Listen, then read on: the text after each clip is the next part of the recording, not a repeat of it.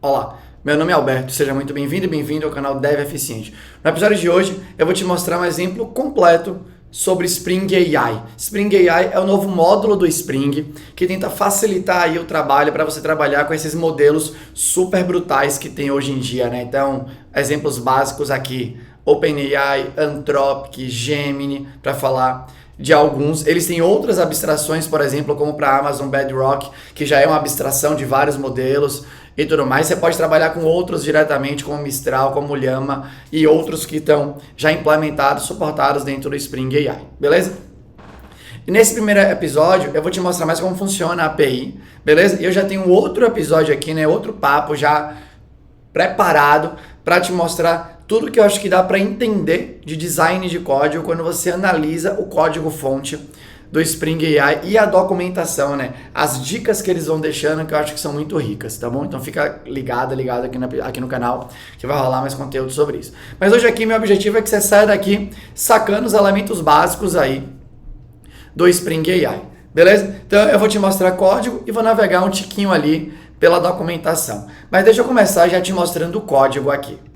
Quer dizer, antes de te mostrar o código, deixa eu já te mostrar aqui, né, a parada funcionando e eu vou entrando aqui para dentro do código. A luz apagou e eu acendi aqui de novo. Então se liga aqui, ó. Então aqui tá o meu Insônia, beleza? Então aqui eu fiz uma APIzinha básica que ela avalia um objetivo de aprendizagem. Você passa como argumento aqui, né, como você passa como parâmetro o objetivo de aprendizagem que você quer que seja avaliado. E você vai receber a resposta ali em forma de uma nota e uma explicação. Eu já vou apertar aqui o botão para ele fazer de novo, lembrando que as respostas podem variar, porque a parada não é determinística, é probabilística.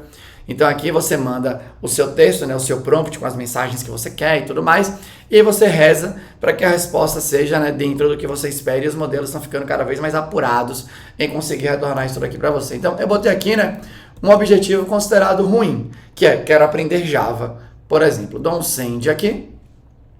E aqui, ó, percebe que a resposta que estava anteriormente é muito melhor que essa. Deixa eu dar um send aqui de novo, vamos ver se ele melhora o humor. Agora deu 3, tá dando a nota certa, que o objetivo é ruim mesmo. Agora a explicação veio certinha, beleza? Então, lembrando, né, isso é normal. Quando você for codar uma aplicação que é baseada nessas IAs generativas, você não pode achar que o que você quer vai sair exatamente do outro lado, né? Esse é um jeito onde você controla todo o fluxo do programa, não é o caso aqui. Mas ele colocou aqui, ó, a nota atribuída é 4, a definição de ação é genérica, faltando um verbo que indique o nível de habilidade desejado. As ferramentas não são especificadas, o contexto também não é detalhado e a condição de aceite não é clara e detalhada o suficiente aqui, né? São os elementos que eu peço para ele avaliar quando vai olhar um objetivo de aprendizagem. Se eu chegar aqui e trocar, né? Deixa eu ver se eu botei aqui, ó. Por exemplo, quero ser capaz de desenvolver AI apps utilizando o Spring AI. Deixa eu só copiar aqui a parada, né? Para não fazer uma caca aqui e perder. Vamos dar um send aqui, ó. Vamos ver. Ele aqui, ó, ainda deu 4. Percebe que eu dou o prompt e ele pode dar a nota que ele quiser. Vamos ver a explicação, que a explicação é importante. A definição de ação é clara e apresenta um verbo que indica o nível de habilidade cognitiva desejado. No entanto, faltaram exemplos. A definição de ferramenta foi superficial, não detalhou nas tecnologias necessárias. Bom, detalhou, né? O contexto também não foi bem descrito, não especificando onde as AI apps seriam desenvolvidas. A condição de aceite também não foi explicada. Então, ele deu uma explicação que fez sentido aí com a parada. Então aqui eu estou usando o Spring AI para fazer toda essa comunicação com a OpenAI. Deixa eu te mostrar o código agora aqui.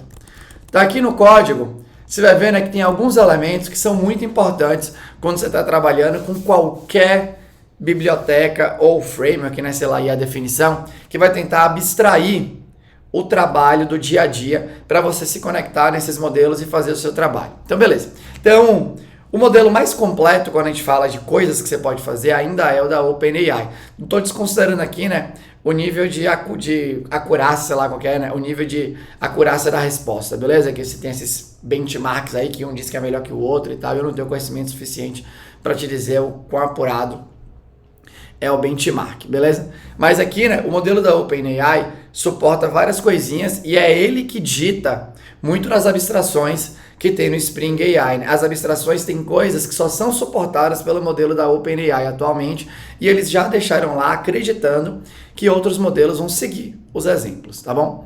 Então, coisas que são importantes. Coisa bastante importante é que você precisa gerar, né, uma mensagem para mandar para o modelo. Como é que você conversa com o modelo? Através dessa abstração aqui, ó, a abstração do chat client. Você pode esperar respostas completas ou você pode querer streamar a resposta, como quando você usa, por exemplo, o chat GPT, você pede alguma coisa e a resposta vai sendo escrita ali no texto, no campo de texto para você, né? Tá rolando a streaming ali da resposta. Aí o Spring AI suporta, né, tanto o chat client quanto, né, o stream chat client ou algo parecido, que você pode ir retornando, né, cada chunk, né, cada pedacinho que vai sendo devolvido aí. Aqui eu tô esperando a resposta completa. Beleza? Então, essa é uma parte importante porque aqui, ó, você faz o quê? Um chatclient.call. E aí você aqui na call, você pode passar um promptzão ou você pode passar uma string direta aqui, né, caso você tenha, né, uma entrada mais simples aqui. Mas percebe que a chamada aqui, o call é um método default que recebe string lá na interface, que ele cria, na verdade, um prompt com uma mensagem do tipo usuário. Isso é importante aqui de você sacar, né? Percebe que eu tenho uma system message e eu tenho aqui também, né, depois eu crio aqui, ó, um prompt template, que eu já falo sobre ele, e desse prompt template eu derivo aqui, ó, uma mensagem. Quando você deriva uma mensagem de um prompt template, ele cria uma user message. Então isso é importante. Isso daqui é o que a galera dentro da OpenAI chama de roles. Então você tem, né, basicamente aí 3 tipos de mensagem que você pode mandar. A system message é aquela mensagem que você define o papel que você... o tipo de comportamento que você espera do modelo naquele momento. Então, eu quero que você atue como uma pessoa que é especialista em blá, blá, blá, blá, blá. Beleza? Então, geralmente, isso vai ser a sua system message. É definida aqui, né, dentro de uma... Você tem aqui essa enunzinha aqui que chama message type. E no message type você tem, né, o tipo user, assistant. Assistant é quando a resposta é devolvida pelo modelo, beleza? Então, basicamente aí, né, é a resposta que o modelo devolve, não tem mais explicação além disso. System é quando você quer definir ali, né, como aquele modelo deve, que tipo de personagem ele deve incorporar, que tipo de característica ele deve incorporar para guiar as respostas. E esse tipo aqui, function, é quando você quer que o modelo tenha a capacidade de acessar APIs, por exemplo, externas, para pegar informação e enriquecer ali, né, a resposta que vai ser dada e tudo mais. A gente não vai tratar disso nesse vídeo aqui. Beleza? Então aqui, ó, eu crio uma system message, desencana por enquanto desse parser, aí depois eu crio aqui, né, um prompt template.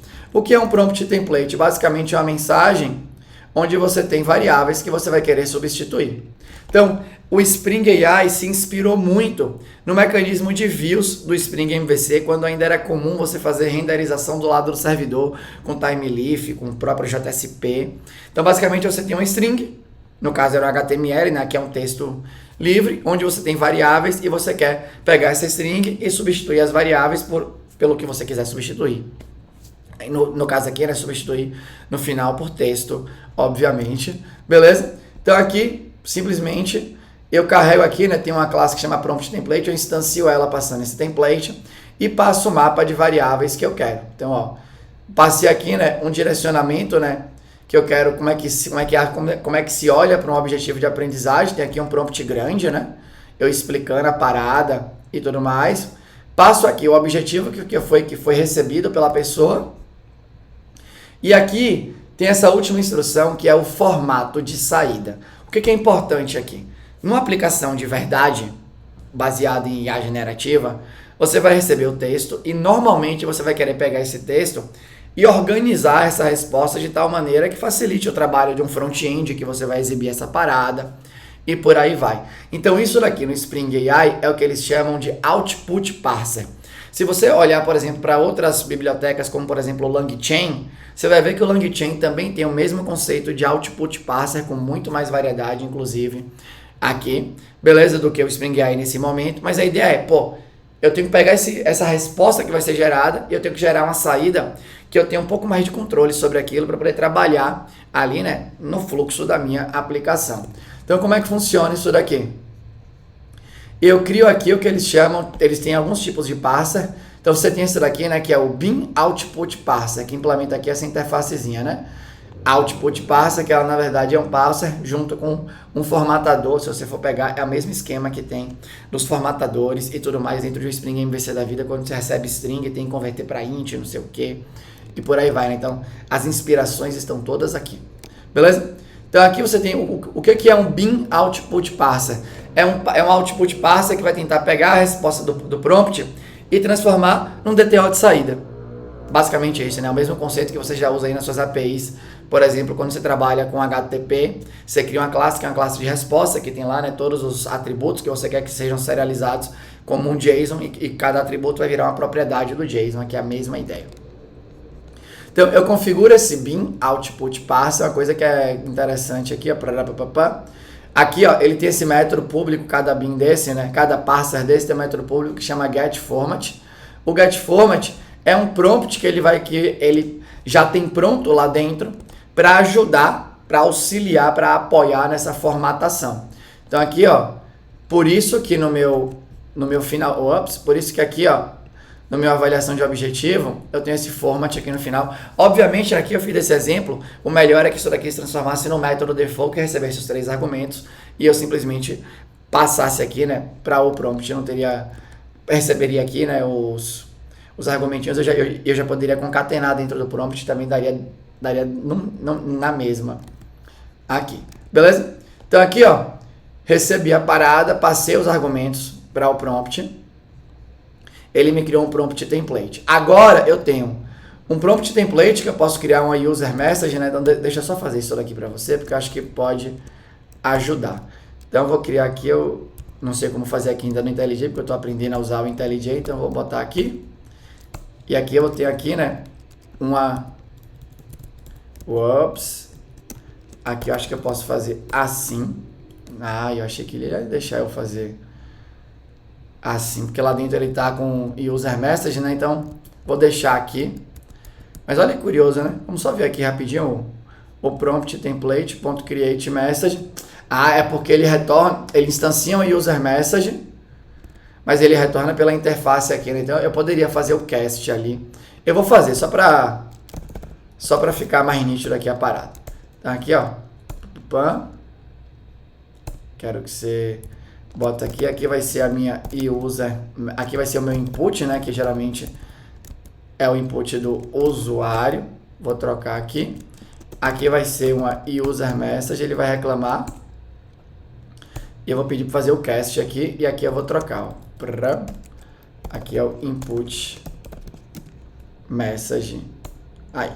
Beleza? Então, por que eu quis... Vou trocar aqui, na verdade, para user message. Então, por que eu quis fazer desse jeito aqui, né? Para você ver aqui os tipos de mensagens diferentes mais nitidamente. Então, aqui quando você pede para criar um prompt, você pode passar uma lista de mensagens. Imagina você utilizando o chat GPT, o chat da Anthropic, ou qualquer outro. E aí você manda uma primeira mensagem. Atue como não sei o que lá, patente espetacular. Bum. Beleza, setou esse direcionamento. Depois você manda outra. Aqui é o mesmo fluxo. Beleza? Ele vai ele vai trabalhar lá, né, com o modelo para conseguir passar essas mensagens para lá. Pode ser que ele passe tudo num prompt só, por exemplo, né, para diminuir chamada e tudo mais. Só para dar um exemplo. Isso aqui tá fora do seu controle. Beleza? Então você tem aqui o user message, criou o prompt final que você quer mandar. Você pega o seu cliente, chama o método call, passando esse prompt. E aqui você chama nesse método getResult, que te retorna essa abstração aqui que chama de generation, que é o que foi gerado aqui para você. O que você pode fazer aqui agora? O que você pode fazer aqui? De posse do seu parser, você tem um método que chama parse, onde você agora vai passar justamente aqui, ó, o conteúdo do resultado. E ele vai te retornar a resposta final aqui, né? Uma coisa que eu acho que poderia ser um tiquinho melhor nesse código aqui, nessa abstração, é que na hora que eu defino que eu vou usar um parser, eu poderia ter um método aqui no construtor do prompt template, eu poderia simplesmente já receber aqui, né, um último argumento fora do prompt, que era o parser, e ele já trabalhar, né, com isso para mim, né, um prompt com parser, aí uma abstração, para eu não precisar fazer esse finalzinho.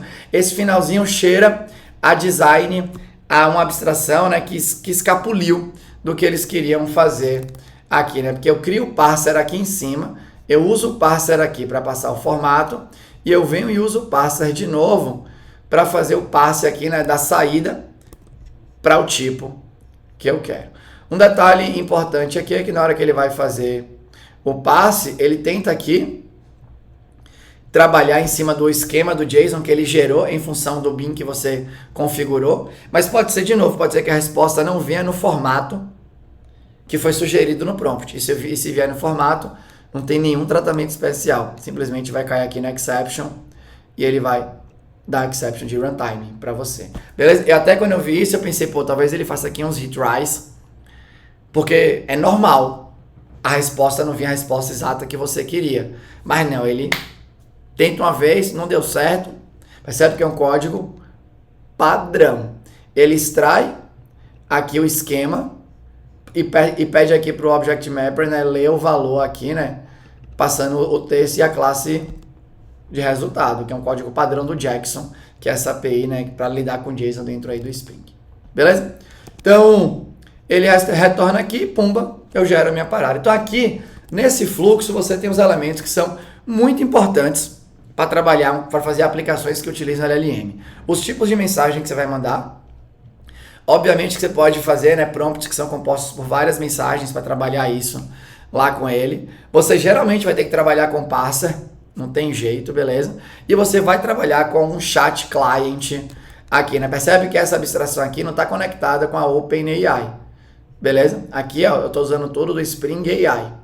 Então, o chat client aqui, ó, tá de boa, não tem nada aqui. Agora, aí sim, você consegue chegar na OpenAI Chat Client, que é o que eu estou utilizando aqui nesse momento. Tem vários, beleza? Aí para você poder brincar. Então aqui você tem esses elementos que são importantíssimos. Quais outros elementos poderiam aparecer aqui, né, que eu acho que são normais quando você faz a aplicação que utiliza as IAs generativas aí?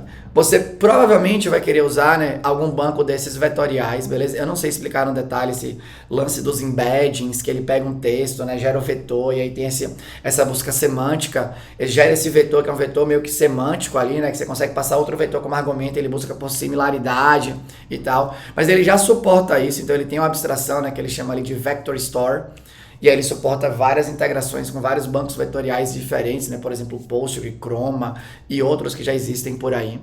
Tá bom? Então isso já está pronto. É uma coisa que você eventualmente vai querer utilizar, né? Por quê? Porque você vai querer, dado uma entrada de uma pessoa usuária, você vai querer primeiro buscar no banco vetorial para ver se tem coisas que você pode enriquecer o prompt final. E aí você vai, eles chamam na documentação, né, de stuffing the prompt, que é você vai pegar esses documentos que você achou por similaridade e colocar dentro do prompt para esse prompt sair mais rico e aumentar a chance da resposta ser mais apurada. A galera chama por aí, né, de Retrieve Augmented Generation, beleza? Tem uma galera pesquisando sobre isso, tudo mais, né? Não estou no meu local de fala aqui, né? No saco exatamente da parada para conseguir te falar um pouco mais, mas já tem isso pronto para você trabalhar com esses bancos AI vetoriais, e ele suporta essa parada que ele chama de Function Calling, que é você pode ter um prompt que na verdade você quer buscar informação de uma API interna. Então imagina, né? Esses dias eu marquei exame numa clínica, e eu dei o PDF com todos os pedidos de exame de sangue que a médica me pediu. Imagina que eu poderia pegar esse PDF, extrair todos os pedidos, e eu tenho uma API interna dentro do laboratório que eu dou um tipo de exame e ela me retorna se existe ou não a possibilidade se aquele laboratório suporta a realização daquele exame. Então imagina que eu poderia, né, ter isso como uma API exposta, e eu quero que no fluxo de execução aí do meu prompt, essa API seja consumida, e você faz isso através da abstração que tem aqui, né, do Function Calling. Isso é suportado, por exemplo, dentro da OpenAI e tudo mais. Uma coisa que é legal quando você olha aqui para o Spring AI é que, obviamente, eles se inspiraram nas abstrações que já existem, por exemplo, no LangChain, que eu acho que é a biblioteca mais famosa que tem por aí, né, que é uma que eu venho estudando e tentando usar cada vez mais para ficar cada vez mais pró nisso daí. Beleza? Então, mas basicamente era isso. Vamos aqui só agora dar uma navegada final pela documentação, né, para você sacar mais. A documentação do Spring AI, como é de praxe, assim, eu achei bem direto ao ponto, né? Não vou dizer, é difícil falar que ela é excelente, porque eu li quase a documentação inteira do LangChain. E a documentação do LangChain eu achei um pouco mais completa, mas o LangChain tem mais tempo de vida e tudo mais, né? Já tem a versão inicial em Python, tem um port para JavaScript, já inclusive tem hoje, né, o JLangChain, que é o port para Java e tudo mais, beleza? Mas você vem aqui, você vai encontrar tudo. Hoje, no dia que eu tô gravando esse vídeo, eu li a documentação inteira do Spring AI, né? Foi uma atividade, meus filhos, eu tava com um filho dormindo, o outro tava jogando bola e tudo mais, eu falei, vou pegar aqui esse momento aqui que eu tenho e vou ler. Foi uma dedicação ali de 1h30. Não demorou muito tempo, porque eu já tinha todos os conceitos do LangChain. E os conceitos aqui, né? Eu li também para avaliar como que eu tava ali no domínio da parada. Então aqui você tem um depara muito forte. Então aqui no AI Concepts, já aqui na documentação, é uma página muito legal de você ler, porque ele fala, né, sobre os modelos, sobre a importância de prompt template, explica um pouco do que é embedding, o que são os tokens, explica um pouco, né, desse suporte do parser que ele tem dentro da API, né? Fala um pouco aqui, ó, de como que você pode trazer os seus dados para o modelo, e aqui ele já fala do prompt stuffing, e aqui ele fala no final, né, do RAG, né, do Retrieval Augmented Generation. Fala aqui, ó, do Function Calling, que lá no LangChain, se eu não me... o LangChain suporta, né, o Function Calling também.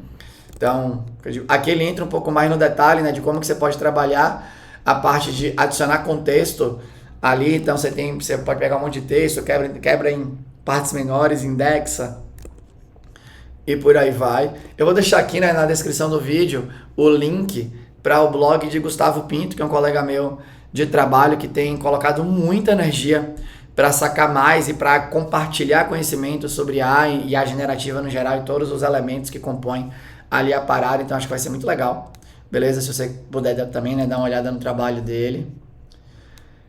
E aqui no final ele fala de Evaluating AI Responses, que é uma coisa legal, que é usar a própria generativa para avaliar a relação entre a resposta que chegou e a query de entrada ali, né? Aí, de novo, como a parada é probabilística, a galera tá tentando encontrar o máximo de mecanismos possíveis para maximizar a chance da resposta gerada ter alguma relação com o que a pessoa pediu de verdade.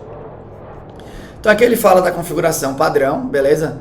Para configurar, você pode ir no Spring Starter lá, pedir para gerar uma aplicação com OpenAI, ele já vai te trazer as coisas ali, né? Acho que não tem muito galho, não. Você tem esse repo aqui deles, simplão, né? Do AI OpenAI Hello World, que está linkado na documentação oficial, então de boa. E aqui no Spring AI API, tem todas as explicações que você quiser, né? Então, uma coisa que eu achei muito legal é que eles começam sempre com a explicação um pouco mais abstrata da parada, falando, beleza, Chat Completion AI, é o que tem aqui. Aí ele fala todas as implementações que ele tem. Você vem por embedding aqui, né, que é uma API separada. Eles separaram a API de gerar embeddings e a API de pegar esse embedding e gravar no banco de dados que suporta embeddings, beleza? Então, você tem aqui a Embed API, ele explica e tem todos os que ele já suporta aqui. Você tem a integração, né, com a geração de imagem, transcrição, né, super simples aqui, mas que tem uma coisa legal aqui para falar de design depois. Aí tem aqui, né, o trabalho com os bancos de dados vetoriais e todos que ele suporta também, né? Então, se você ler essa parte aqui, ó, já fica massa, que você já vai sacar um pouco do que tá rolando. Fala aqui, ó, do function calling. Aqui ele basicamente não fala nada, né? Só delega para as documentações oficiais. Isso, aqui no prompt ele investe um tempo, né, para te falar dos tipos de prompt, dos tipos de roles ali das mensagens e tal. Aqui na parte de output parser é uma parte, de novo, né, importante. Ainda quando eles lançaram, isso aqui não estava liberado ainda, né? Mas é essencial, porque você vai querer trabalhar em cima da resposta. Beleza?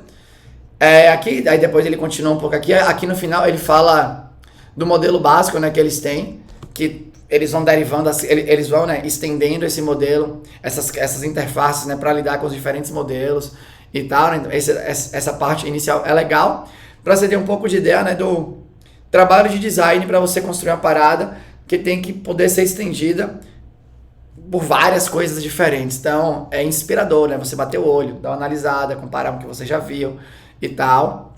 E assim, eu não tive a chance de entrevistar ninguém que codou essa parada, mas eu chuto que eles codaram primeiro, né, uns 2, 3 fluxos diferentes, integrando com modelos diferentes para analisar as similaridades e daí extraindo o que dava para ser generalizado, né? Porque é difícil você generalizar sem ter o conhecimento mais profundo de como trabalha no detalhe com cada uma das paradas.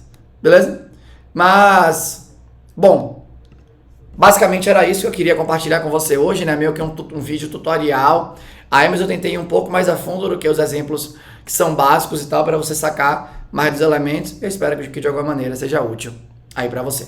Mas beleza, era isso. Se você gostou, deixa um comentário aqui. Se você não gostou, o teu comentário construtivo, deixa aqui também. Eu vou ter o maior prazer em responder para você. Beleza? Mas era isso, até a próxima.